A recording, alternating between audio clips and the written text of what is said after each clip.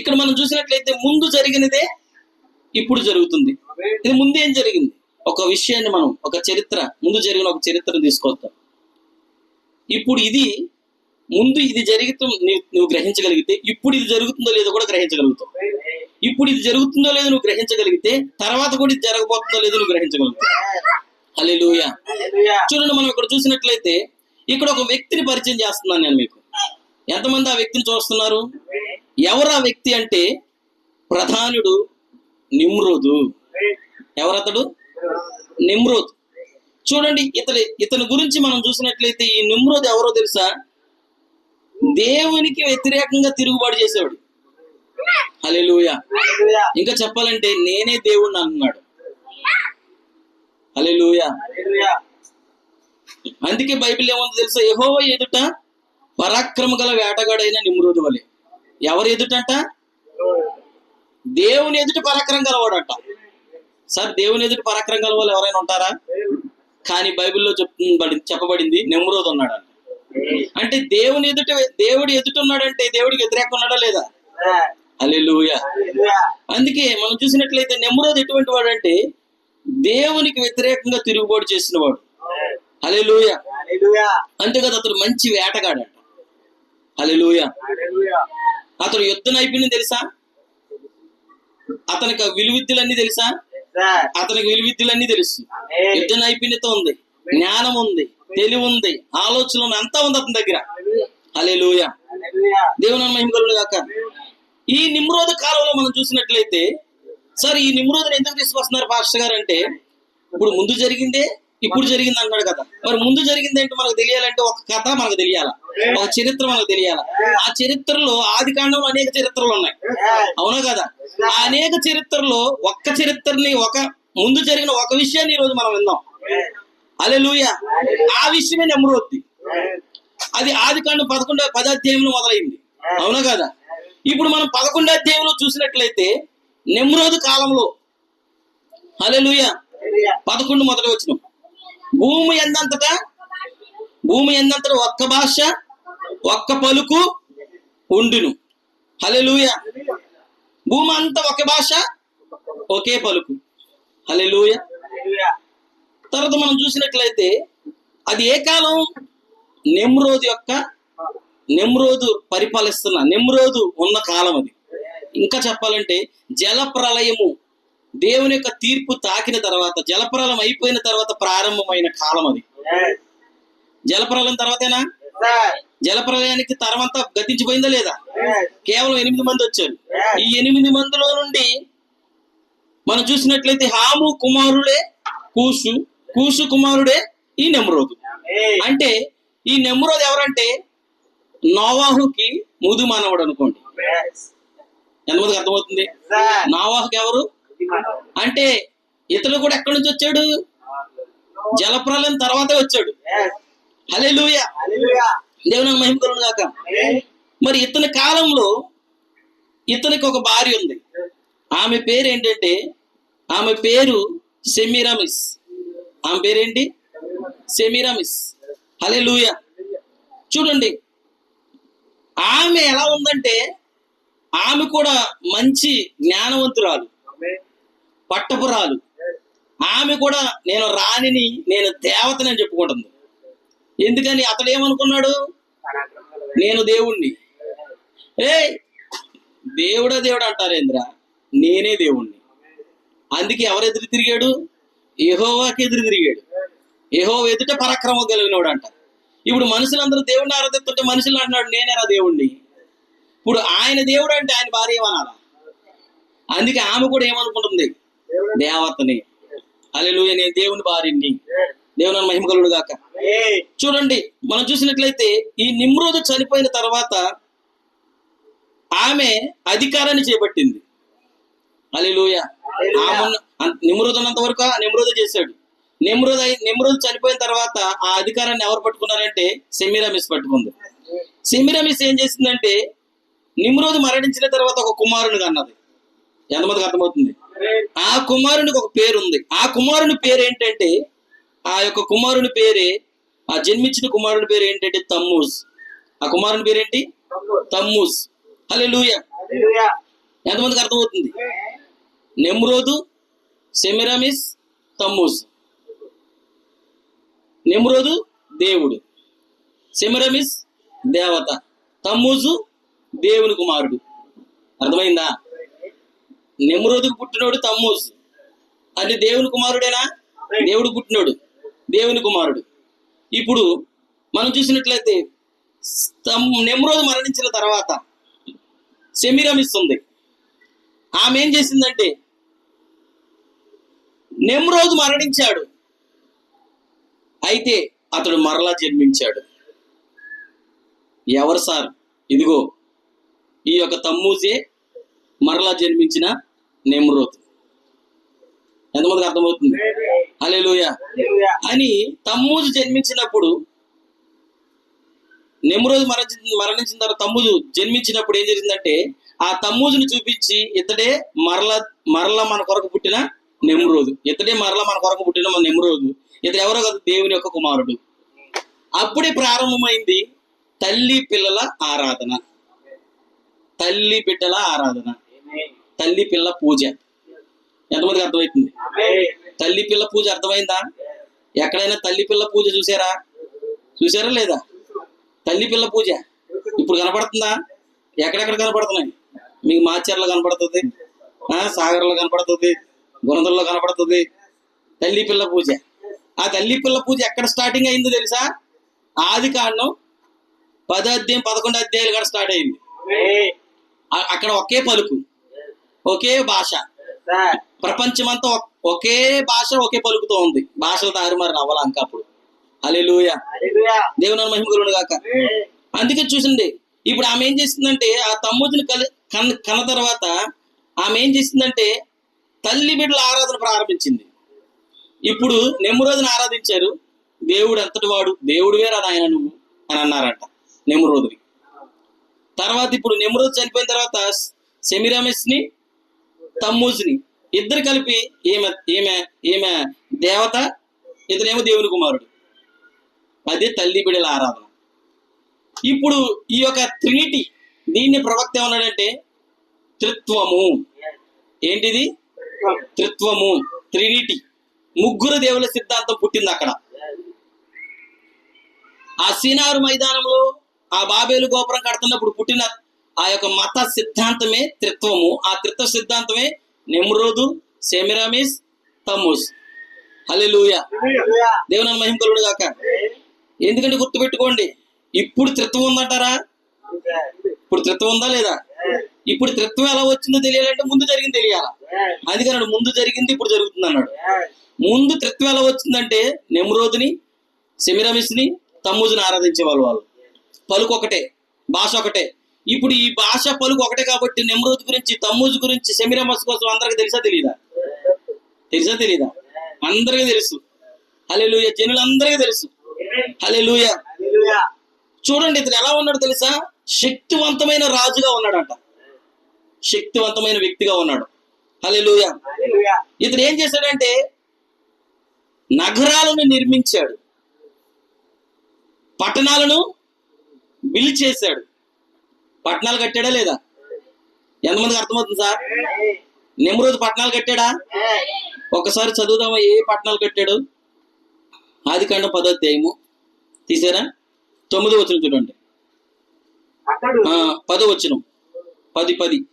షీనారు దేశంలోని బాబేలు, ఎరెక్కు. గుర్తుపెట్టుకోండి, Babel, ఎరెక్కు, Akkad, Calneh. ఎంతమందికి అర్థమవుతుంది? అతను రాజ్యం మొదలు పెట్టాడు.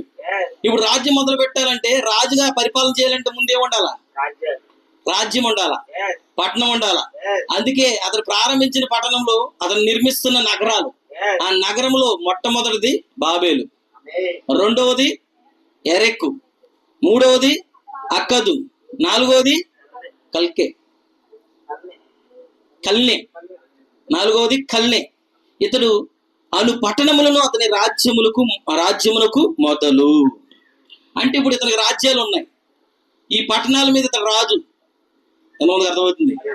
సరే, ఒక పట్టణం మీద రాజు అయితేనే గొప్ప, అవునా కదా? ఇన్ని పట్టణాల మీద రాజు అయ్యాడంటే ఇంకెంత గొప్ప ఉంటది.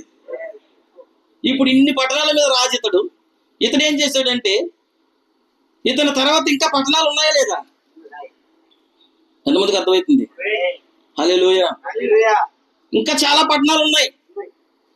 చాలా మంది పరిపాలించి ఇతని వంటి రాజులు కూడా ఉన్నారు. హల్లెలూయా. చాలా జాగ్రత్తగా వినండి. ఇతడు ఏం చేశాడంటే శక్తివంతమైన రాజుగా ఉన్నాడు. మూడవది, ఆ యొక్క పట్టణాలను, నగరాలను నిర్మించాడు, రాజ్యాలను నిర్మించాడు. మూడవది ఏంటంటే సమాజాన్ని ఏర్పాటు చేసిన వ్యక్తి ఇతడు. సమాజాన్ని ఒక తాటి మీదకి తీసుకొచ్చిన వ్యక్తి ఇతడు. ఎంతమందికి అర్థమవుతుంది సార్? హల్లెలూయా. సమాజాన్ని ఎలా తాటి మీదకి ఒక చోటికి ఎలా తీసుకొచ్చాడు పాస్టర్ గారు అంటే, అందుకే అంటున్నాడు అక్కడ ఒక పిలుపునిచ్చాడంట. ఏంటి ఆ పిలుపు తెలుసా? చూడండి, 2వ వచనం, 11:2 ఆదికాండం. వారు తూర్పున ప్రయాణమైపోవచ్చుండగా సీనారు దేశమందు ఒక మైదానం వారికి కనపడును. అక్కడ వారు నివసించిని. మనం ఇటుకలు చేసి బాగుగా కాల్చుకుందుము రెండని ఒకరితో ఒకరు మాట్లాడుకుని, రాళ్లకు ప్రతిగా ఇటుకలను, అడిసెలకు ప్రతిగా మట్టికీలను వారికి ఉండెను. హల్లెలూయా. చూడండి, మనం అందరము చెదిరిపోకుండా ఒక చోటే ఉందాం అని ఈ సమాజాన్ని ఏర్పాటు చేసిన వ్యక్తే నిమ్రోదు. ఎంతమందికి అర్థమవుతుంది నేను చెప్పేది? హల్లెలూయా. అందుకే మనం చూసినట్లయితే అతడు శక్తివంతమైన రాజుగా ఉన్నాడు, నగరాలని, పట్టణాలని నిర్మించిన నాయకుడిగా ఉన్నాడు. తర్వాత సమాజాన్ని ఏర్పాటు చేసి సమాజాన్ని అంతటిని ఒక చోటకి తీసుకొచ్చిన వ్యక్తిగా ఉన్నాడు. జరిగిపోయిన కథలని మనం చెప్పేది. హల్లెలూయా. దేవుని మహిమ కలుగును గాక.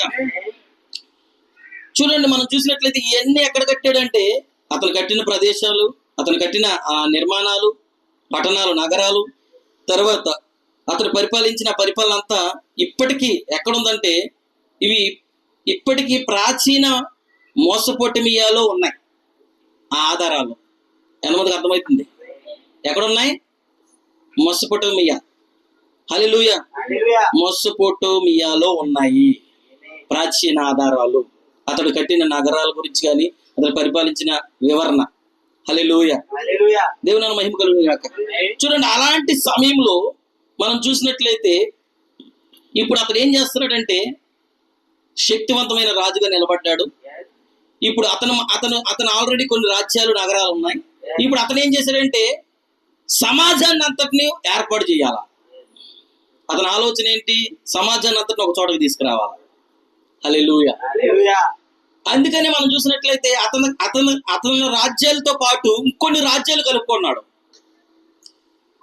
ఇంకొన్ని రాజ్యాలు ఉన్నాయా? ఇంకొన్ని భూభాగాలు ఉన్నాయా? ఇంకొన్ని దేశాలు ఉన్నాయా? ఎందుకంటే ఆ కాలంలో, అతను ఉన్న కాలంలోనే దేశాలుగా ఏర్పడ్డాయి. హల్లెలూయా. పోయిన వారం మనం చదివాం. 25వ వచనంలో చూడండి, 24. అర్పక్షదు సెలాహును కనెను, సెలాహు ఎబేరును కనెను.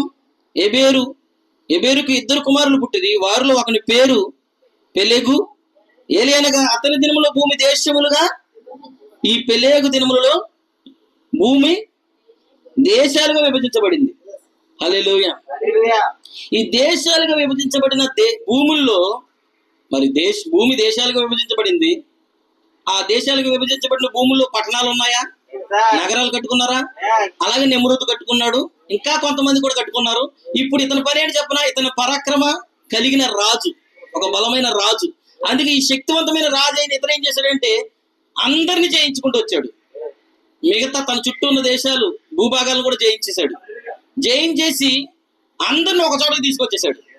ఒక తాటి మీదకి ఒక సమాజంగా ఏర్పాటు చేశాడు. ఏర్పాటు చేసి ఇప్పుడు వాళ్ళకి ఏం చేస్తున్నాడంటే వాళ్ళ ఎదుట నిర్మాణాలు, నవనాగరికతని వాళ్ళకు నేర్పిస్తున్నాడంట. ఎంతమందికి అర్థమవుతుంది? హల్లెలూయా. పాస్టర్ గారు నవనాగరికత నేర్పిస్తున్నట్టు మీరెలా చెప్పగలరు అని అంటే మనం చదువుదామా? ఆదికాండం 11వ అధ్యాయం చూడండి, 3వ వచనంలో. మనము ఇటుకలు చేసి బాగుగా, అయ్యా మనం ఇటుకలు చేసుకున్నాం రండి. ప్రజలు అన్నారు, ఎందుకు సార్ ఇటుకలు? ఎందుకు ఇటుకలు? ఇల్లులు కట్టుకోవాలి, మనం గోపురం కట్టుకోవాలి, చెప్పాలి, సిటీ ఏర్పాటు చేయాలి, మనం నగరాలు ఏర్పాటు చేయాలి, మనం ఒక పురములు కట్టుకోవాలా. మరి తక్కువ టైంలో మనందరి కొరకు పురాలు కట్టుకోలేము. కట్టుకుంటామా? ఒకప్పుడు మనం చూసినట్లయితే ఒక 5 సెంట్లు భూమి ఉంటే 5 సెంట్ల భూమిలో ఒక ఫ్యామిలీ 2 ఫ్యామిలీలు నివసించేవాళ్ళు. ఎంతమంది అర్థమవుతుంది? ఇప్పుడు నెమ్రోద్ అంటున్నాడు. నెమ్రోద్ కాలంలో నెమ్రోద్ ఏం చేస్తున్నాడంటే, ఇప్పుడు ఒక ఫ్యామిలీ కాదు, 5 సెంట్ల భూమిలో 2 ఫ్యామిలీలే కదా నివసించారు. ఇప్పుడు 2 కాదు, ఆ 5 సెంట్ల భూమిలో 10 కుటుంబాలు 20 కుటుంబాలు నిలబడేటట్టు నివసించేటట్టు నేను మీకు ప్లాన్ ఇస్తా. ఎంతమందికి అర్థమవుతుంది?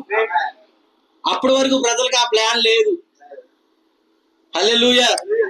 ఎంతమంది గ్రహిస్తున్నారు సార్? అప్పటి వరకు ప్రజలకు ఆ ప్లాన్ లేదు. ఎందుకంటే అసలు ఇటుకలే తెలియవు. ఆమెన్ చెప్తారా? ఇటుకలే తెలియవు వాళ్ళకి. హల్లెలూయా! అంటే ఇటుక ఏంటి? మానవ నిర్మితం, అవునంటారా?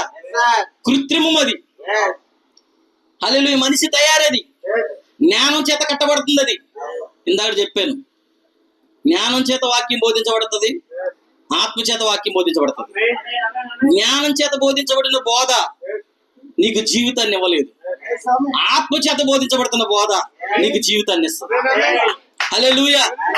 జ్ఞానం చేత బోధించే బోధకుడు ఉన్నాడు, ఆత్మ చేత బోధించే బోధకుడు ఉన్నాడు.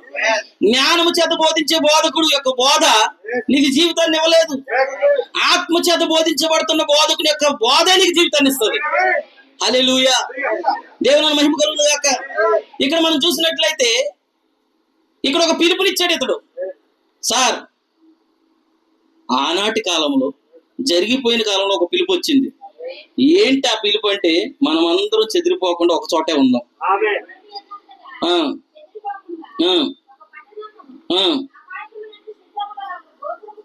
మనం ఒక గోపురాన్ని కట్టుకుందాం. Okay sister, thank you. చూడండి, ఇప్పుడు ఈ కాలంలో కూడా ఒక పిలుపు రావాలి మనకి. ఎంతమందికి అర్థమవుతుంది? ఏంటి సార్ ఆ పిలుపు అంటే? ఎందుకంటే ముందు జరిగిందే ఇప్పుడు జరుగుతుంది అన్నాడు. అంటే ముందు ఒక పిలుపు వచ్చింది ప్రజలందరికీ. భాష ఒకటవుతుంది, పలుకు ఒకటవుతుంది. హల్లెలూయా!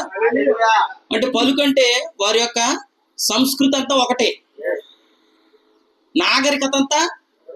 హల్లెలూయా! ఎంతమందికి అర్థమవుతుంది? భాష ఒకటే, నాగరికత, సిస్టమేటిక్ అంతా ఒకటే. వాళ్ళది సిస్టమేటిక్ మారలా. హల్లెలూయా! ఇప్పుడు అటువంటి సమయంలో ఆ ప్రజలందరూ అక్కడ ఉన్నప్పుడు ఒక పరాక్రమ కలిగిన వాడు, హల్లెలూయా, ఒక శక్తివంతమైన వాడు, ఆ నెమ్రోద్ ఏం చేశాడంటే వాళ్ళకు ఒక ప్లాన్ ఇస్తున్నాడు. నవనాగరికతలోనికి, లేటెస్ట్ యుగంలోకి నడిపిస్తున్నాడంట.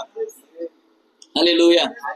ఎందుకు లేటెస్ట్ అని చెప్తున్నారు పాస్టర్ గారు మీరంటే, వాళ్ళకి రాళ్లే తెలుసు, రాళ్లతో ఇల్లు కట్టడమే తెలుసు, అడుసుతో ఇల్లు కట్టడమే తెలుసు, అడుసుని మాత్రమే స్లాబ్ గా ఉపయోగించుకోవడం వాళ్ళకి తెలుసు. హల్లెలూయా! ఎందుకంటే వాళ్ళు ఎలా కట్టేవారు అంటే, ఇల్లు రాయి, దాని మీద అడుసు పోసేవారు. అడుసు అంటే తెలుసు కదా, మట్టి, అది గట్టిగా పట్టుకుంటుంది. ఆ మట్టి రాయి పెట్టేవారు, అడిసి పోసేవారు, మళ్ళా రాయి పెట్టేవారు, అడిసి పోసేవారు. ఎంతమందికి అర్థమవుతుంది? నా చిన్నప్పుడు, ఇప్పుడు కూడా రామాపురంలో మా ఊర్లో ఇప్పుడు కూడా మిద్దిల్లు ఉన్నాయి. ఆ మిద్దిల్లో గోడ ఎలా ఉంటుంది తెలుసా? ఇలా పట్టుకుంటే పైనుంచి కింద చేయి పెడితే జారిపోద్ది, ఇలాగా అంత నున్నగుంటది. అవునా కాదా? ఎందుకంటే అది మెత్తి మట్టితో మెత్తి అది ఎలా ఉంటుంది తెలుసా? గచ్చులా నున్నగుంటది. ఆ గోడను కానీ కదిలించి చూడు, లోపల ఏముంటుంది తెలుసా? సిమెంట్ ఉండదు, నీకు కంకర దొరకదు. నీకు దొరుకుతుందా? నీకు కంకర దొరకదు. ఎందుకని? అది కంకరతో కట్టింది కాదు. సిమెంట్ దొరకదు. ఎందుకని? అది సిమెంట్తో కట్టింది కాదు. ఏం దొరుకుతుంది తెలుసా? రాళ్ళు వస్తాయి బయటికి. ఏమొస్తుంది తెలుసా? మట్టి వస్తుంది బయటికి, అడుసు వస్తుంది. హల్లెలూయా! ఆ అడుసుతో మట్టి రాయి పెట్టి, దాని మీద అడుసు పెట్టి, అలా గోడలు నిర్మించి వాళ్ళు ఏం చేసేవారంటే, దాని మీద ఏం చేసేవారంటే అడుసులు పోసుకుని స్లాబ్ గా చేసుకునేవారు. అది వారు కట్టుకునే ఇల్లు విధానం. ఇప్పుడు ఏం చేస్తున్నాడంటే, నేను ఒక కొత్త టెక్నాలజీని మీకు చూపిస్తాను. నా దగ్గర జ్ఞానం ఉన్నది, నా దగ్గర తెలివి ఉన్నది. ఈ జ్ఞానం చేత కొన్ని రోజుల్లోనే మనం అందరికి సరిపోయా నేను భవనాలు కట్టేసుకోవచ్చు, అందరికి సరిపోయే ఇల్లు కట్టుకోవచ్చు. దానికి ఏం చేయాలంటే మనం కష్టపడాలా, మన బుర్రలు పెట్టాలా. నేను చెప్పినట్టు మీరు చేయండి. ప్రజలు అంటున్నారు ఏం చేయాలి, మీరేం చేస్తారో తెలుసా? ఇటుకల్ని తీయాలా, ఇటుకలు చేయాలా. ప్రాసెస్ మాకు తెలియదే. ఎందుకని? మేము ఇల్లు కట్టుకునే ప్రాసెస్ మాకు తెలుసు.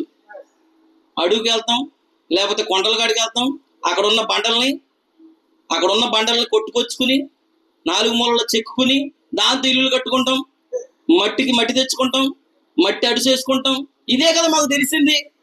ఇప్పుడు ఇతను అంటున్నాడు, ఏమంటున్నాడంటే మీరు ఇప్పుడు రాళ్లకు బదులుగా ఇటుకలు చేయండి, మీరు ఇప్పుడు అడుసుకు బదులుగా మట్టికీలు అంటే అదే సిమెంట్ని తయారు చేయండి. ఎలా తయారు చేయాలి సిమెంట్ని తయారు చేయాలి, ఏ కెమికల్ వేయాలి, నేను అన్ని మీకు ఇస్తా. ప్లాన్ అంతా నా దగ్గర ఉంది. ఎంతమందికి అర్థమవుతుంది? అడుసుకి ఏ కెమికల్ వేయాల్సిన అవసరం లేదు, అవునంటారా? ఇటుక తయారు చేయడానికి, రాయి తయారు చేయడానికి నీ శక్తిని ఉపయోగించాల్సిన అవసరం లేదు. కానీ ఇటుక తయారు చేయడానికి హల్లెలూయా, ఎంతమందికి అర్థమవుతుంది? సహజమైనది రాయ, దేవుడిచ్చినది. సహజమైనది అడుసు, దేవుడిచ్చినది. దేని కొరకు? ఇంటిని నిర్మించుకోవడానికి. కానీ మనిషి ఏం చేశాడంటే కృత్రిమమైన ఇటుకని, కృత్రిమమైన సిమెంట్ని తయారు చేయటం ఎక్కడ స్టార్ట్ అయింది? ఎంతమందికి అర్థమవుతుంది చెప్పేది? ఇప్పుడు కాదు, ఆదికాండం 11వ అధ్యాయంలో స్టార్ట్ అవుతుంది. హల్లెలూయా. న్యాచురాలిటీని తీసేసి ఏమంటారు దాన్ని? అది న్యాచురాలిటీ అనేది వస్తుంది కానీ అది రాట్లా, ఆర్టిఫిషియల్. న్యాచురాలిటీ తీసేసి ఆర్టిఫిషియల్ వచ్చేసింది. అంటే న్యాచురల్ సాధారణమైనది సహజమైనది తీసివేసి కృత్రిమమైనది. హల్లెలూయా. కృత్రిమమైనది, ఒక కల్పించినది తీసుకురాబడిన యుగమే ఆ యొక్క నిమ్రోద్ యొక్క కాలం అది. హల్లెలూయా. చూడండి సిస్టర్, బ్రదర్, ఈ రోజు మనం ఎక్కడ ఉన్నాం? న్యాచురాలిటీలో ఉన్నామా? చెప్పండి, ఏమంటారు దాన్ని? టెంపరీలో, ఆర్టిఫిషియల్ లో ఉన్నామా? మనం న్యాచురల్లో లేం సార్. మనం ఎక్కడున్నాం? ఆర్టిఫిషియల్ లో ఉన్నాం మనం. అంటే ఒకసారి గమనించి, నువ్వు ఎక్కడున్నావు ఇప్పుడు? ఆదికాండం 11వ అధ్యాయంలో ఉన్నావా? ఆదికాండం 11వ అధ్యాయంలో జరిగిందా? ఇప్పుడు మన మధ్యలో జరుగుతుందా? ఆల్రెడీ జరిగిపోతూనే ఉంది. హల్లెలూయా. ఎంతమందికి అర్థమవుతుంది? అసలు పట్టణమే చూడనోడిని పట్టణమే చూడనోడిని సిటీకి తీసుకెళ్ళి ఒకసారి. ఎంతమందికి అర్థమవుతుంది? పల్లెటూరులో పుట్టి పెరిగినోడిని సిటీకి తీసుకెళ్ళు, వామ్మో అంటాడు. ఎందుకని? ఇల్లు చూడాలంటే ఎలా చూడాలి? ఇలా చూడాలి. ఎక్కడున్నావురా? 10వ అంతస్తులో. 10వ అంతస్తు ఎక్కడ? పైన. హల్లెలూయా. దేవుని మహిమ కలుగును గాక. అందుకే మనం చూసినట్లయితే దేవుని వాక్యం ఒక మాట చెప్తా ఉన్నది. దేవుని వాక్యం కూడా ఏం చేస్తుందంటే సహజమైనది ప్రజలు వద్దంటున్నారంట, దేవుడిచ్చింది వద్దంటున్నారంట. వద్దన్నారా లేదా? చూడండి ఒకసారి చదువుతాం. యెషయా త్వరగా చదువుతాం. యెషయా 30. యెషయా గ్రంథము, దేవునికి స్తోత్రం, చదువుదాం ఒకసారి. యెషయా గ్రంథము 30వ అధ్యాయం తీసారా? చూడండి 12వ వచనం. అందుచేతను ఇజ్రాయేల్ యొక్క పరిశుద్ధ దేవుడు ఇలాగ సెలవిస్తున్నాడు, మీరు ఈ వాక్యం వద్దని త్రోసివేసి బలాత్కారమును కృత్రిమమును నమ్ముకుని అట్టి వాటిని ఆధారం చేసుకుంటుంది గనుక ఈ దోషము మీకు ఎత్తైన గోడగా ఉండి జోగి పడబోచున్న గోడ అండవలే అగును. అది ఒక క్షణంలోనే హఠాత్తుగా ఏమవుతుంది? అది ఒక్క క్షణంలోనే హఠాత్తుగా యెషయా గ్రంథంలో చెప్తున్నాడా లేదా? ఇప్పుడు మనం చూసినట్లయితే యెషయా చెప్తున్నారు, మీరు ఈ వాక్యము వద్దని త్రోసివేసి. హల్లెలూయా. మనం చూద్దాం ఏ వాక్యం అది. మనం చూసినట్లయితే అది దేవుడిచ్చిన వాక్యం. అది ఆది అపోస్తల బోధ, ఆది అపోస్తల ఉపదేశం. ఇంకా చెప్పాలంటే మూల సిద్ధాంతాన్ని వద్దని ప్రజలు ఏం చేస్తున్నారు? తోసేస్తున్నారు లేదా? శిష్యులకి ఇచ్చాడా? 8:16 త్వరగా చదవండి. యెషయా 8:16 త్వరగా పట్టు 8:16 త్వరగా చదవండి. 8:16 ఈ ప్రమాణ వాక్యాన్ని కట్టుము, ఈ బోధన ముద్రించి. ఇప్పుడు ఎవరికి అప్పగించమన్నాడు? ఇదిగో ఈ ప్రమాణ వాక్యాన్ని ముద్రించు, ఈ యొక్క ప్రమాణ వాక్యాన్ని ముద్రించండి. ఈ బోధని ఎవరికి అప్పగించమన్నాడు? ఈ బోధని తీసుకెళ్లి నా శిష్యులకి ఇవ్వండి. ఎవరు ఆ శిష్యులు అంటే 12 మంది అపోస్తలులు. అంటే ఇప్పుడు దేవుడు 12 మంది అపోస్తలులకి దేవుడు సహజమైన దేవుని సంఘమని ఇల్లుని కట్టే పనిముట్లు ఇచ్చాడా? మనం చూస్తున్నాం ఆదికాండం 11వ అధ్యాయంలో సహజంగా ఇల్లులు కట్టుకునే విధానం దేవుడు ఇచ్చాడా? సహజంగా ఇల్లులు కట్టే విధానం ఉంది, ఆర్టిఫిషియల్ గా ఇల్లులు కట్టే విధానం అక్కడ ఉంది. ఎంతమందికి అర్థమవుతుంది సార్? అలాగే మనం చూసినట్లయితే అపోస్తులకి సహజంగా సంఘం అనే దేవుని ఇల్లు కట్టే విధానం దేవుడిచ్చాడు. అయితే అదే మనం చూసినట్లయితే అపోస్తులు ఇచ్చిన అదే అపోస్తుల వాక్యాన్ని, ఆ వాక్యాన్ని వద్దని, ఈ వాక్యం వద్దని ఇందాక చదివామా? 30:12 ఈ వాక్యం వద్దని. ఏ వాక్యం అది? ఇందాక చెప్పాను కదా, న్యాచురల్ వాక్యం అది, దేవుడిచ్చిన వాక్యం అది, సహసిద్ధమైన అపోస్తులకు ఇచ్చిన బోధ అది, ఆ వాక్యం అది. జాషువా బోధించిన వాక్యం కాదు అది, మరెవరో బోధించిన వాక్యం కాదు అది, అది న్యాచురాలిటీ అది. హల్లెలూయా. దేవుడు సహసిద్ధంగా ఇచ్చిన మట్టికి, సహసిద్ధంగా ఇచ్చిన రాళ్లకు బదులుగా వారు ఇటుకలు కాల్చుకుంటున్నారు. దేవుడు సహసిద్ధంగా ఇచ్చిన అడుసుకు బదులుగా మట్టికేలు తెచ్చుకుంటున్నారు. ఈ రోజు దేవుడు సహసిద్ధంగా ఇచ్చిన ఆది అపోస్తుల బోధకు బదులుగా, మూల ఉపదేశానికి బదులుగా మారిపోయిన ఉపదేశాన్ని తెచ్చుకుంటున్నారు. మూల ఉపదేశం ఉందా? మారిన ఉపదేశం ఉంది. మూల ఉపదేశంతో ఇల్లు కట్టొచ్చు, మూల ఉపదేశంతో సంఘం అని ఇల్లు కట్టొచ్చు, అవునంటారా? మారిన ఉపదేశంతో కూడా సంఘం అని ఇల్లు కట్టొచ్చు, రాళ్లతో ఇల్లు కట్టొచ్చు, అవునా కాదా? ఇటుకలతో కూడా ఇల్లు కట్టొచ్చు, అడుసుతో స్లాబ్ వేయొచ్చు. ఆమేన్. అలాగే మట్టికీలతో, సిమెంట్ తో కూడా స్లాబ్ వేయొచ్చు. ఎంతమందికి అర్థమవుతుంది? హల్లెలూయా. చూడండి, ప్రజలు ఏం కోరుకుంటున్నారంటే న్యాచురాలిటీని కాదండి. ఏంటి? ఆర్టిఫిషియల్నేనా? ఎంతమందికి అర్థమవుతుంది? ఎంత సుకుమారం అయిపోయారంటే, ఒకప్పుడు ఎక్కడో ఊరు బయట బాగుండేది, అక్కడి నుంచి ఊళ్ళోకి నీళ్ళు తెచ్చుకునేవాళ్ళు. ఈ రోజు కనీసం బాత్రూమ్ బకెట్ బయటికి తెచ్చుకోలేకపోతున్నాం. బయట ఇంటి ముందు వస్తున్న కుళాయి నీళ్ళు బకెట్లో పట్టుకుని బాత్రూమ్ లో తెచ్చుకోలేకపోతున్నాం. ఎంత ఆర్టిఫిషియల్ అయిపోయిందో మన జీవితం. దేనికి అలవాటు అయిపోతుంది? కృత్రిమానికి అలవాటు ఉందా లేదా? మొన్న సందర్భం వచ్చింది చెప్తున్నాను. శుక్రవారం రోజు ఎంగేజ్మెంట్కి వెళ్ళాం. షారున్ రోజు ఎంగేజ్మెంట్కి, ధర్మవరం ఊరికి ఎంగేజ్మెంట్కి వెళ్ళినప్పుడు అక్కడ ఏం జరిగిందంటే, సిస్టర్ షారున్ యొక్క ఎంగేజ్మెంట్ అయిన అమ్మాయి యొక్క ముద్దు మామను చూసాం. మామ కాదు, జేజీ. ఆమె ఎవరు? అక్కడ ఎవరున్నారు తెలుసా? వరుసలో నించున్నారు. లెక్కేస్తే ఫస్ట్ ఆమె, తర్వాత ఆమె కూతురు తర్వాత ఆ మనవరాలు తర్వాత ఆ ముద్దు మనవరాలు తర్వాత ఇంకొక చిన్నది అక్కడ ఉంది, ముద్దు మనవరాలు.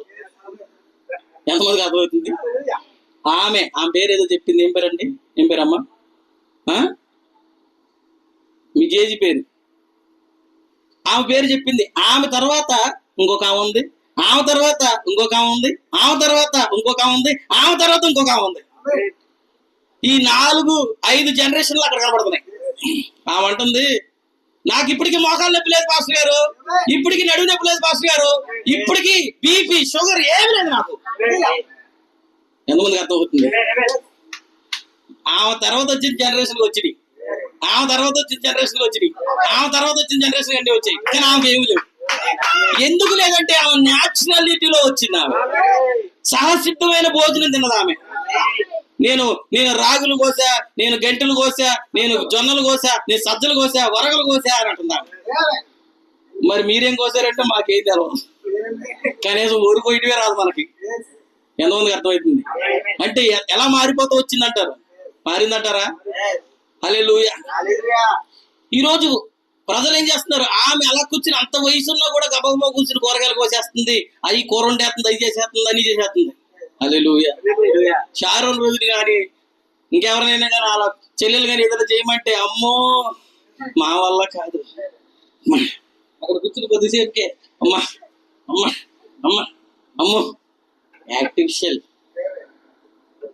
అదే ఎంగేజ్మెంట్ యొక్క వేదిక దగ్గర ఆ ముసలం కూర్చుంది కుర్చీ చేసుకుని. ఆమె చెమటలు వచ్చినా, ఎండ వస్తున్నా, వడగాలు వచ్చినా ఏం కూడా ఆమె కదిలించట్లా. అదే ఎంగేజ్మెంట్ లో కోళ్ళు ఎదురుగా కూర్చుంది పెళ్లి కూతురు. కానీ విషయం ఏంటి తెలుసా, అస్సలు ఎంత కరెంట్ పోగానే ఎంత అల్లాడిపోయిందో. నేను ఎందుకు చెప్తున్నాను విషయం అంటే, యాక్టిఫిషియల్ కి అలవాటైన ప్రాణం, ఒక న్యాచురాలిటీకి అలవాటు పడిన ప్రాణం, అక్కడ రెండు ఉన్నాయి. ఈ రోజున లేదా దేవుని వాక్యాన్ని ఆధారం చేసుకునే విశ్వాస జీవితం, మనుషుల జ్ఞానాన్ని ఆధారం చేసుకునే విశ్వాస జీవితం అక్కడ కనబడుతుంది మనకి. హల్లెలూయా. ఎంతమందికి అర్థమవుతుంది నేను చెప్పేది? అందుకే అక్కడ ఏమనుకున్నారు వాళ్ళు, న్యాచురాలిటీలో నుండి వాళ్ళు ఎక్కడికి వచ్చారంటే ఆర్టిఫిషియల్లోకి వచ్చేసారు, అంటే కృత్రిమ తయారీలోకి వచ్చేసారు. అందుకని ఈరోజు సంఘాలు కూడా ఎక్కడికి వచ్చేసాయి, అక్కడికి వచ్చేయలేదా? హల్లెలూయా. దేవుడు ప్రభురాత్రి రోజు రాత్రి అనేసి దేవుడు దాని ద్వారా నా సంఘం అని ఇల్లు కట్టమన్నాడు ఆయన. కానీ ఈ రోజు యాక్టివిషన్ సంఘాలు ఏం చేసాయంటే రాత్రి భోజనాన్ని పగల భోజనాన్ని మార్చేసాయి. పగల భోజనం ఇచ్చిన సంఘం కట్టబడుతుంది, అవునా కదా? రాత్రి భోజనం ఇచ్చిన సంఘం కట్టబడుతుంది. ఎంతమందికి అర్థమవుతుంది సార్? క్రిస్మస్ పండుగ చేసిన సంఘమే, చేయకపోయినా అవునా కదా? శ్రీ బోధించిన సంఘమే, బోధించకపోయినా. అంటే దేవుడు పెట్టిన విధానం ఒకటి ఉందంటారా? న్యాచురల్ గా దేవుడు ఇచ్చిన వాక్య క్రమం ఒకటి ఉంది. ఆ వాక్య క్రమం ప్రకారం దేవుని సంఘం అని ఇల్లు కట్టాలి. అయితే దేవుడు ఏం చేశాడంటే, మనుషులు ఏం చేస్తారంటే దానికి బదులుగా కృత్రిమాన్ని ఎన్నుకుంటున్నాడు. దేవుడు అన్నాడు, కృత్రిమం ప్రకారం మీరు ఇల్లులు కట్టుకున్నారు కదా, కట్టుకోండి, ఒక్క రోజులోనే ఒక్క క్షణంలోనే పడేస్తాను అంటున్నాడా లేదా? కూలిపోతుంది అంటున్నాడా లేదా? అక్కడ అదే జరిగిందా లేదా? ఆదికాండం 11వ అధ్యాయంలో కూలిపోయిందా? నరులు కుమారులు కడుతున్నది గోపురాన్ని చూడవచ్చాడా దేవుడు? చూసాడా లేదా? చూసి దేవుడు తారుమారు చేసేసాడా లేదా? వాళ్ళని అలాగ వదిలేస్తే ఆకాశానికి అంటేటట్టు కట్టేస్తారు. ఇక వాళ్ళు ఏమంటారు తెలుసా? నిజంగా సిస్టర్ బ్రదర్, అక్కడ ఏమొచ్చిందో తెలుసా? Who is God? ఏంటి దానికి అర్థం? దేవుడు ఎవరు? దేవుడు ఎక్కడ ఉన్నాడు? మైండ్ ఎలా మారింది? దేవుడు ఎక్కడ ఉన్నాడు? దేవుడు ఎవరు? ఆ రోజు జరిగింది. సిస్టర్ బ్రదర్, మీకు తెలుసా, రీసెంట్ గా అమెరికాలో లాస్ ఏంజల్స్ లో ఒక ప్రోగ్రాం పెట్టారు. ఎంతమందికి అర్థమవుతుంది? ఆ ప్రోగ్రామ్ లో మొత్తం గొప్పవారు అక్కడికి వెళ్ళారు. ప్రపంచంలో ఉన్న బిలియనియర్స్ అందరూ అక్కడికి వెళ్ళారా లేదా?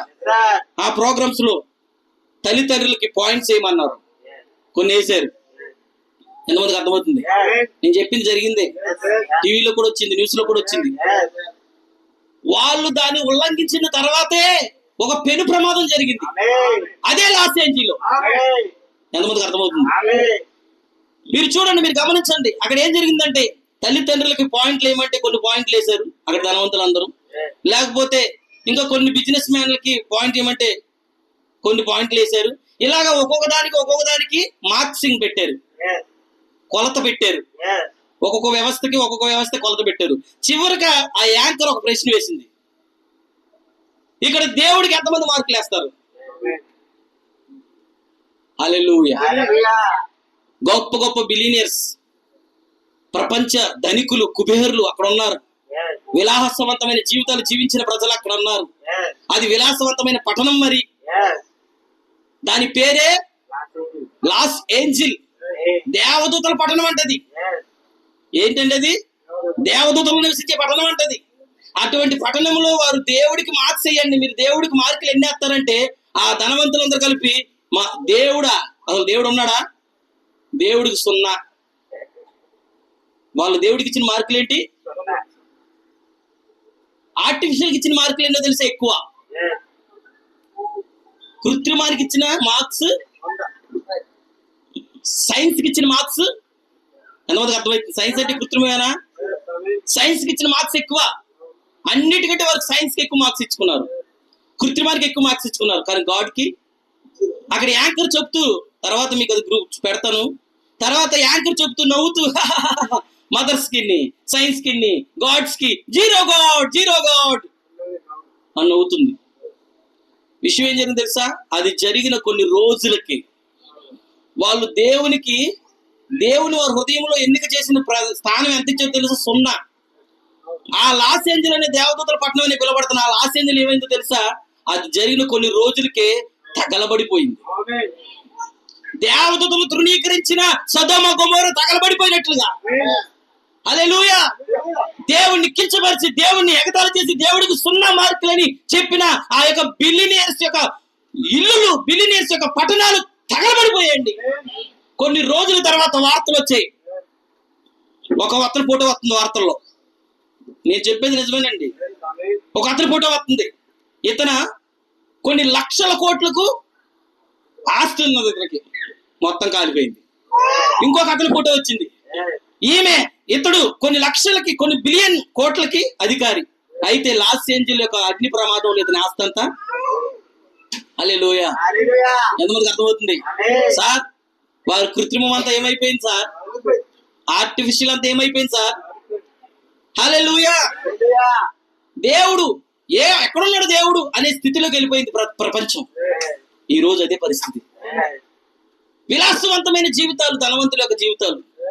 కారణం ఏంటి? వాళ్ళు లోకంలో అన్ని విధాలుగా, అన్ని వర్గాల్లో అన్ని అనుభవించేశారు. ఇప్పుడు వాళ్ళు ఏం చేశారు తెలుసా?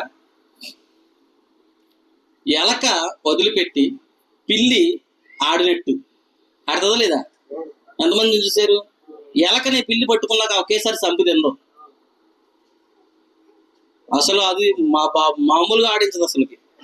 మీకు తెలుసా? ఒక్కడేస్తుంది, ఎలకట్టబడుతుంది, మరలా లెగుతుంది, వదిలేస్తుంది ఎలకని. అట్టనే చూస్తుంది పిల్లి. అది కొద్దిసేపు ఎలా ముందుకు వెళ్తుంది, మరలా వస్తుంది, మళ్ళీ నోటితో అలా పట్టుకుంటుంది, కరవదు, అట్ట పట్టుకుంటుంది. మళ్ళీ అంటది, ఇట్ట అనగానే ఇటు అని వదిలేస్తుంది. అది ఇట్టనగానే ఆడిపోయింది. మళ్ళా కొద్దిసేపు స్పృహ తప్పిపోద్ది, మరలా లేస్తుంది, మరలా వెళ్తుంది, మరలా ఇట్టంటది, మరలా ఆ గోడ భయపడుతుంది. ఇసికించి హింసించి అప్పుడు ఏం చేస్తుంది? సరదా తీరిన తర్వాత తింటది. నిజమండి, ఎలక విధానం అది. మీకు విషయం తెలుసా? ఈరోజు ప్రపంచంలో కుబేరులైన ధనికులందరూ అన్ని విలాసవంతమైన జీవితాలన్నీ జీవించి, సంతోషకరమైన భోగాలన్నీ అనుభవించి, సుఖభోగాలన్నీ అనుభవించేసి, ఇక ఏం చేయాలో తెలియక పిచ్చెక్కి, ఇలా చెప్తున్నానని మీరు తప్పుగా అర్థం చేసుకోకండి. మీడియా చెప్తుంది, పిచ్చెక్కి ఎర్రిపట్టి ఏం చేసిందో తెలుసా? ఎలకతో పిల్లాడినట్లుగా మనుషులు ఆడుతున్నారు. దాన్నే మనం చూసాం. ఈ మధ్య ఒక బుక్ ఓపెన్ అయింది. ఏం బుక్ అండి అది? ఏంటి ఎవరు చెప్పట్లేదు ఆ బుక్? ఒక ఫైల్ ఓపెన్ అయింది. ఎంతమంది కాదు సిస్టర్ చెప్పదే ఏంటది? ఎప్సిన్ ఫైల్ ఓపెన్ అయింది. ఈ ఎప్సిన్ ఫైల్లో అందరు ఉన్నారా లేదా? ప్రపంచంలోని కుబేరులందరూ అక్కడ ఉన్నారా? ధనికులందరూ అక్కడ ఉన్నారా? మన మోడీ గారు కూడా అక్కడికి వెళ్ళారంట. హల్లెలూయా! ఎంతమందికి అర్థమవుతుంది?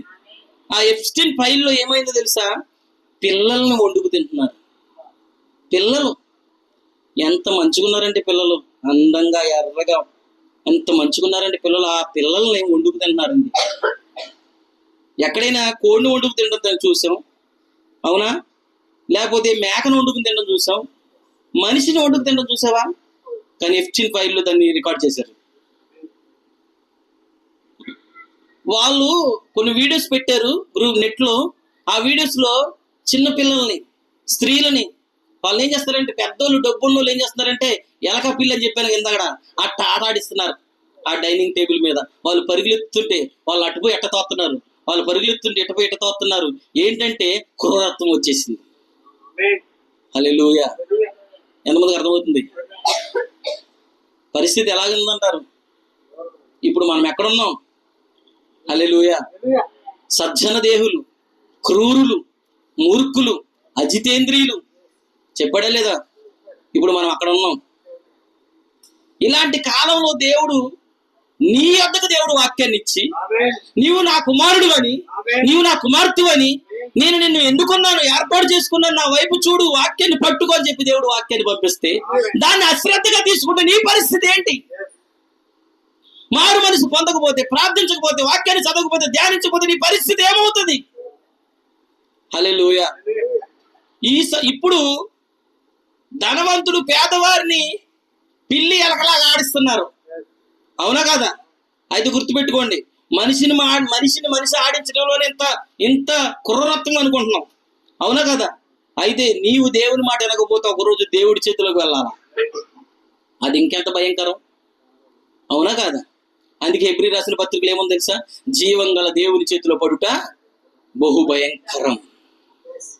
నీవు ఉన్నది ఎవరి చేతిలో? జీవం గల దేవుని చేతిలో. అందుకనే ఈ కాల ప్రవక్త లేడు, దేవుని సంఘం అనగా, దేవుని వాక్యం అనగా ప్లే గ్రౌండ్ కాదది, ఆటలాడుకునే స్థలం కాదది. దేవుని సంఘం అనగా అది జీవం కలిగినది. దేవుని సంఘంతో మనం ఆటలాడకూడదు, దేవుని వాక్యంతో మనం ఆటలాడకూడదు. ఎందుకంటే అదేంటి తెలుసా? భయంకరుడైన దేవుని సన్నిధిలో ఉన్న స్థలం అది. బైబిల్ చెబుతుంది, దేవుడు భయంకరుడైన దేవుని చేతిలో పడుట, జీవం గల దేవుని చేతిలో పడుట బహు భయంకరం. హల్లెలూయా. నా సహోదరి సహోదరులారా, అంటే టెక్నాలజీని పరిచయం చేస్తున్నాడు నెమ్రోదు. హల్లెలూయా. ఎంతమందికి అర్థమవుతుంది సార్? ఆ టెక్నాలజీకి ప్రజలు, లోకం ఇష్టపడిందంటారా? ఇక్కడ ఒక వ్యక్తిని మీకు పరిచయం చేస్తున్నాను, చూడండి. ఈ వ్యక్తి పేరు పోప్ లియో IV. ఇక్కడ ఒక మ్యాటర్ ఉంది, మీకు విషయం తెలుసా? ఈ మ్యాటర్ ఏంటో తెలుసా? చూడండి ఒక్క నిమిషం. ఈ మ్యాటర్ ఏంటో తెలుసా? పోప్ లియో ఐక్యతకు పిలుపునిచ్చారు.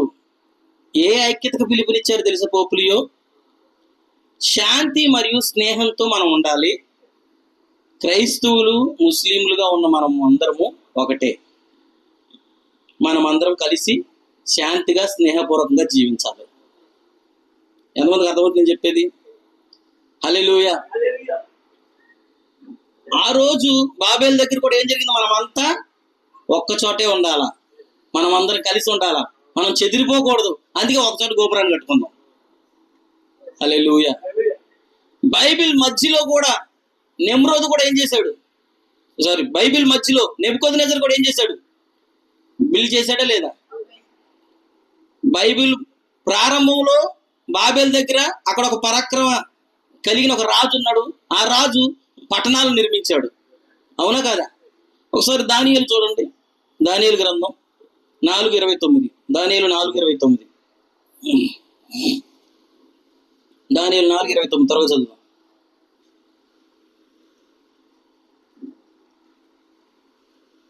ఇంతసేపు తీసేది స్పీడ్గా తీసుకో.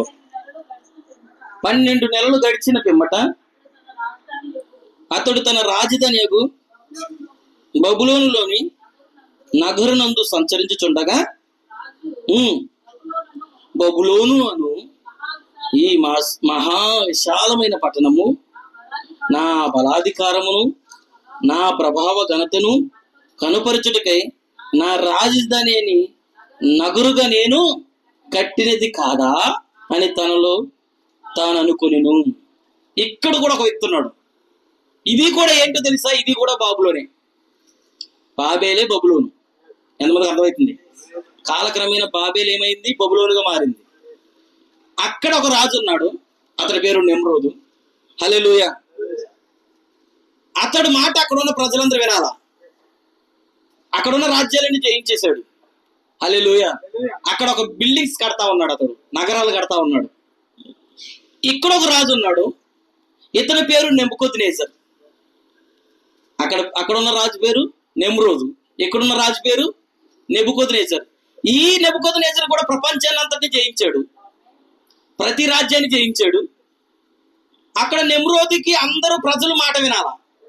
ఇక్కడ నెబుకద్నెజర్ మాట కూడా ప్రపంచంలో ప్రతి రాజు వినాలా. ప్రతి గోత్రం, ప్రతి భాష, ప్రతి తెగ వినాలా లేదా? నెబుకద్నెజరు మాట ఎవరైతే వినకపోతే వాళ్ళు తుత్తునికలు చేసేస్తాడు. ఉందా లేదా? ఒక ఆజ్ఞగా నెబుకద్నెజరు ఇస్తే అది వినకపోతే వాళ్ళని ఎలాంటి వాడైనా కూడా ఏం చేస్తాడు? ఇంకో విషయం తెలుసా? నెబుకద్నెజరు కూడా ఏమనేవాడు తెలుసా? నిమ్రోదు యెహోవా ఎదుట పరాక్రమం గలవాడుగా అన్నట్లుగానే నెబుకద్నెజరు కూడా నా చేతి నుండి ఏ దేవుడు రా మిమ్మల్ని తెప్పించేది అన్నాడా లేదా? విన్నారు ఏమైనా ఈ మాట? బైబిల్లో దానియేలు గ్రంథంలో నెబుకద్నెజరు వాడాడు ఈ మాటని. ఏ దేవుడు మిమ్మల్ని నా చేతిలోంచి తప్పిస్తాడు అన్నాడా? అంటే నెబుకద్నెజరు కూడా ఎలాంటి వాడు? నిమ్రోదు వంటి పరాక్రమం గలవాడు, మంచి రాజు. అంతేకాదు, సేమ్ అదే క్వాలిటీస్ ఇక్కడ కూడా పట్టణాలు నిర్మిస్తున్నాడు. ఇతను ఆ బబులోను ఈ రాజు ఏం చేశాడు? బబులోను అనే ఆ మహా విశాలమైన పట్టణాన్ని చూసి ఇది నా బలాధికారమును నా ప్రభావ ఘనతను కనపరుచుటకై నా రాజధాని నగరుగా నేను కట్టించినది కాదా? నేను దాన్ని కట్టించుకున్నాను. ఈ బాబేలు గోపురాన్ని చూసిన వాళ్ళు, ఈ బబులోను నగరాన్ని, ఈ బబులోను పట్టణాన్ని చూసిన వాళ్ళు నా ఘనతని, నా బలాధికారాన్ని, నా ప్రభావాన్ని పొగుడుతారు అనేది తనలో తాను ఏమనుకుంటున్నాడంటే హెచ్చించుకుంటున్నాడు. ఎంతమందికి అర్థమవుతుంది? వారు కట్టుకోవడానికి ప్రారంభిస్తున్నప్పుడు ఏం చేశాడో తెలుసా? దేవుడు ఏం చేశాడంటే ఆ ఆలోచన పూర్తిగా ఏం చేశాడంటే తలకిందులు చేసేసాడంట. చేశాడా లేదా? మార్చేశాడా లేదా? తారుమారు గందరగోళం చేసేసాడు. ఎప్పుడైతే ఇక్కడ కూడా ఈ రాజు ఎప్పుడైతే ఇది నేను కట్టలేదా, ఈ నగరం నాది కాదా అనుకోగానే దేవుడు ఏం చేశాడంటే ఒక్క స్వరం వినబడుతుంది. హల్లెలూయా. రాజు జీవితాన్ని దేవుడు తలకిందులు చేశాడు. చేశాడా లేదా? ఎలా చేశాడంటే దేవుడు అంటే ఎలాంటి వాడు తెలిసేటట్టు చేశాడంట. అది కూడా మీరు చదవండి ఇంటికి వెళ్ళిన తర్వాత, ఆ గ్రంథంలో ఉంటది. గడ్డి తినిపించాడంట. ఏం తినిపించాడు? హల్లెలూయా. జీవంగల దేవుని చేతికి, జీవంగల దేవుని వ్యతిరేకంగా ఎదురేమనుకుంటున్నాడంటే దేవుడు నాకు ఇచ్చాడు, దేవుడి ఘనత ద్వారా, దేవుని కృప ద్వారా, దేవుడు ఇచ్చిన కృపను బట్టి నేను ఈ పట్టణాలని, రాజ్యాలని జయించుకుంటూ వచ్చానని అలా చెప్పలా. ఏమన్నాడు?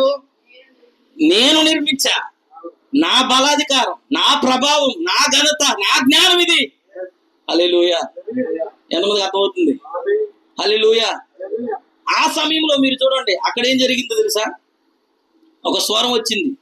వచ్చి ఏం చేశాడు తెలుసా? ఈ యొక్క నెబుకద్నెజరుని బుద్ధి వచ్చేంత వరకు దేవుడు ఏం చేశాడంటే 7 ఏండ్లు అడవిలో పారిపోయి పశువుల గడ్డి తిన్నాడంట. ఎన్ని సంవత్సరాలు? 7 ఏండ్లు. 7 సంవత్సరాలు రాజ్యాన్ని వదిలేశాడు. హల్లెలూయా. దేవుని మహిమ కలుగును గాక. ఆ 7 కాలములు గడిచేంత వరకు ఎక్కడున్నాడు? అడవిలో. ఏం తిన్నాడు? గడ్డి. అంతకుముందు ఏం తిన్నాడు? ఇష్టం వచ్చింది అలా తిన్నాడు సింహాసనం మీద ఉండి. కానీ ఇప్పుడు ఏం తింటున్నాడు? అంతకుముందు ఎలాంటి బట్టలు వేసుకునేవాడు? రాజవస్త్రాలు. ఇప్పుడు ఏ వస్త్రాలు ఉన్నాయి? బట్టలే లేవు అసలు. నిజం. అంతకుముందు ఎంత అందంగా ఉండేవాడు, ఇప్పుడు జుట్టు పెరిగిపోయింది.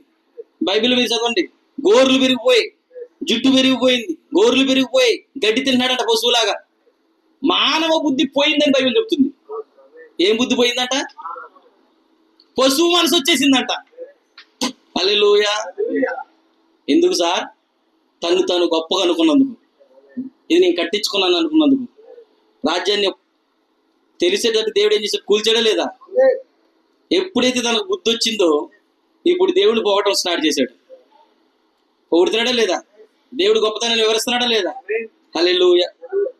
ఎందుకు చెప్తున్నానంటే అక్కడ ఒక బబేలు ఉంది, అక్కడ కూడా పట్టణాలు జయించిన రాజు ఉన్నాడు, పురాణ నగరాలు కట్టిన రాజు ఉన్నాడు. హల్లెలూయా. తను తానుగా దేవుడి కంటే గొప్పవాడుగా, దేవుడితో సమానంగా ఎంచుకున్నాడు అక్కడ ఉన్నాడు. ఇక్కడ కూడా దేవుడితో సమానంగా ఎంచుకుని ఒక వ్యక్తి ఉన్నాడు. ఇక్కడ కూడా పట్టణాలని కట్టిన వ్యక్తి ఉన్నాడు. ఇక్కడ కూడా ప్రపంచాన్ని అంతటిని ఒక తాటి మీద తీసుకొచ్చిన వ్యక్తి ఉన్నాడు అక్కడ, నిమ్రోదు లాగా. హల్లెలూయా. మరి ఇవి ఈ కాలంలో కూడా ఉండాలి కదా. ఎంతమందికి అర్థమవుతుంది? ఉన్నారా? ఉంటారా? బైబిల్ ప్రారంభంలో ఉన్నారు, బైబిల్ మధ్యలో ఉన్నారు, బైబిల్ చివరిలో కూడా రావాలి. ఇప్పుడు మనం ఎక్కడున్నామంటే బైబిల్ ప్రారంభం కాలంలో లేం సార్, బైబిల్ మధ్య కాలంలో మనం లేవు, బైబిల్ చివరి కాలంలో ఉన్నాం. అంటే ఇప్పుడు నువ్వు ఎక్కడున్నావు? హల్లెలూయా. ఈ కాలంలో, ఈ చివరి కాలంలో తెలియాలంటే ముందేం జరిగిందో నీకు తెలియాలా. ముందు జరిగింది అర్థమైందా? ఈ రోజు ఈ మెసేజ్లు కొంతైనా గ్రహించగలుగుతున్నారా? టెక్నాలజీ ఎక్కువైపోతుంది, ఆర్టిఫిషియల్ ఎక్కువైపోతుంది. నిమ్రోదు కాలంలో ఆర్టిఫిషియల్ ఎక్కువైపోయింది, బబులోను కాలంలో, నెబుకద్నెజర్ కాలంలో. హల్లెలూయా. ఇప్పుడు మన కాలంలో కూడా ఆర్టిఫిషియల్ ఏమైపోయింది? బైబిల్ చెబుతుంది, కొంతమంది శాస్త్రవేత్తలు చెప్తున్నారు, కొంతకాలానికి ఆర్టిఫిషియల్ మనిషిని ఏదే దయ్యం అయిపోతుందంట. అవునా కాదా? ఇప్పుడు మనిషి సులువుగా పని చేసుకోవడానికి ఆర్టిఫిషియల్ కనిపెట్టాడు, కానీ మనిషితో పని చేసుకునేటట్టు మనిషితోనే పని చేపిస్తుందండి ఆర్టిఫిషియల్ త్వరలో. బైబిల్ చెప్తున్నది, ఈ కాల ప్రవక్త దాన్ని చెప్తున్నాడు. హల్లెలూయా. ఎంతమందికి అర్థమవుతుంది? గ్రహిస్తున్నారా? హల్లెలూయా. కానీ ఇక్కడ నేను ఒక విషయాన్ని ఆగుతున్నా. హల్లెలూయా. ఎందుకంటే ఆ కాలంలో అటువంటి బాబేలులో నుంచి ఒక వ్యక్తిని దేవుడు పిలుస్తున్నాడు. మీకు తెలుసా? ఆ బాబేలు గోపురాన్ని దేవుడు ఆపేసిన తర్వాత, తారుమారు చేసేసిన తర్వాత, ఆ సీనారు మైదానంలోంచి కల్దీయులు ఊరనే ఊజు దగ్గరికి ఎవరు వచ్చారు తెలుసా? తెరాహు వచ్చాడు. ఈ తెరాహు ఎవరో తెలుసా? అబ్రహాము యొక్క తండ్రి. ఇతను ఎక్కడి నుంచి వచ్చాడు తెలుసా? బాబేలు ఛాయలో నుంచి వచ్చాడు. ఎంతమందికి అర్థమవుతుంది సార్? బాబేలు నీడలో నుంచి వచ్చాడు. హల్లెలూయా. ఈ తెరాహు యొక్క అబ్రహాం యొక్క తండ్రి తెరాహు ఆ బాబేలు గోపురంలో కడుతున్నప్పుడు చెదరగొట్టేసిన జనాంగంలోకి వచ్చాడు. హల్లెలూయా. అయితే చూడండి, ప్రవక్త నుండి అబ్రహామును కూడా దేవుడు ఎక్కడి నుంచి పిలుస్తున్నాడు తెలుసా?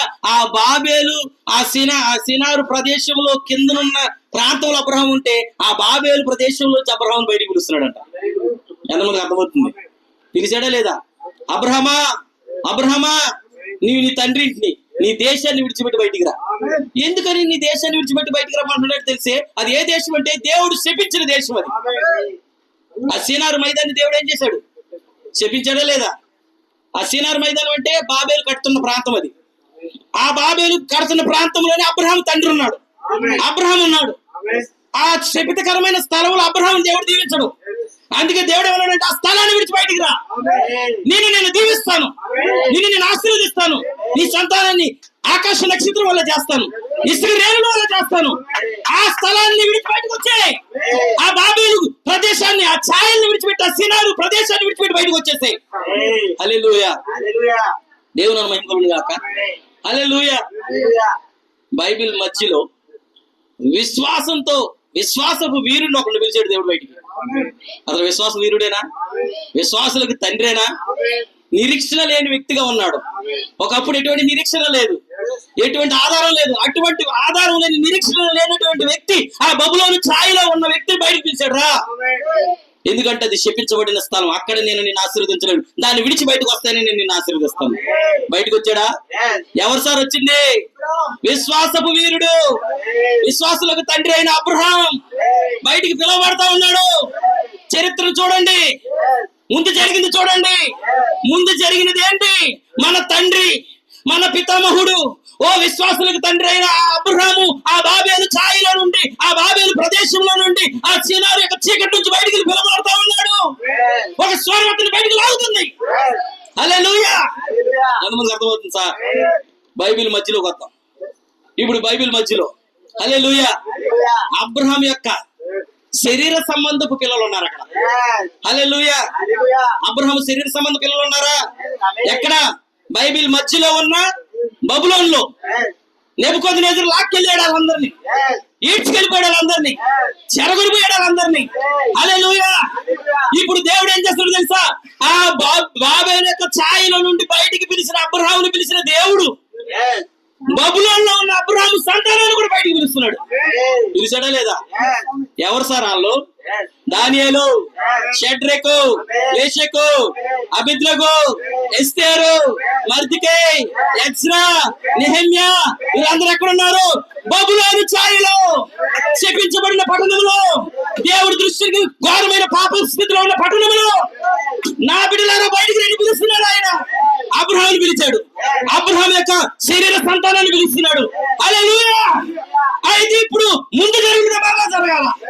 ఇప్పుడు దేవుడు మరలా ఏం చేస్తున్నాడు? ఆయన బైబిల్ ప్రారంభంలో చేసింది, బైబిల్ మధ్యలో చేసింది, బైబిల్ చివరి ఇప్పుడు మరలా ఆయన చేస్తున్నాడు. ఇప్పుడు బైబిల్ చివరి ఏముంది? మహాబబులోను ఒకటి ఉన్నది, మరణయుక్తమైన బబులోను ఒకటి ఉన్నది, ప్రకటన 18లో ఉన్నది. ఇప్పుడు దేవుడు అన్నాడు, నా ప్రజలారా, అబ్రహాం యొక్క రాజ సంతానమా, రాజ విత్తనమా, బయటికి రండి. ఆ బబులోను మధ్యాన్ని విడిచి బయటికి రండి, ఆ శాఖ సిద్ధాంతాలు విడిచి బయటికి రండి, ఆ చీకటిని విడిచి బయటికి రండి, వాక్యానికి రండి. హల్లెలూయా. నువ్వెవరివి? అబ్రహాముని పిలిచిన వాడు. ముందు అబ్రహాముని పిలిచాడు, మధ్యలో అబ్రహాం సంతానాన్ని పిలిచాడు, ఇప్పుడు అబ్రహాము రాజ సంతానాన్ని పిలుస్తున్నాడు.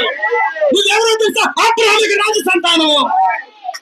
ఇది ఏ గోత్రమైన, ఏ కులమైన, ఏ అంశమైన అది కాదు సమస్య. దేవుడు ముందుగా నిర్ణయించిన వ్యక్తులు నువ్వు. హల్లెలూయా. ముందుగా నిర్ణయించిన వ్యక్తి. బాబేలు యొక్క ఛాయల్లో ఉన్నాడు, సినారు శపించబడిన ప్రదేశంలో ఉన్నాడు. దేవుని విత్తనము, ఎన్నికలో ఉన్న దేవుని కుమారుడు అక్కడ ఉంటే దేవుడు ఒప్పుకోడు. బయటికి తీసుకొచ్చాడా లేదా? ఎన్నికలో ఉన్నవాడు, దేవుని పిల్లలు బబులోనులో ఉంటే ఒప్పుకోడు దేవుడు. బయటికి తీసుకొచ్చాడా లేదా?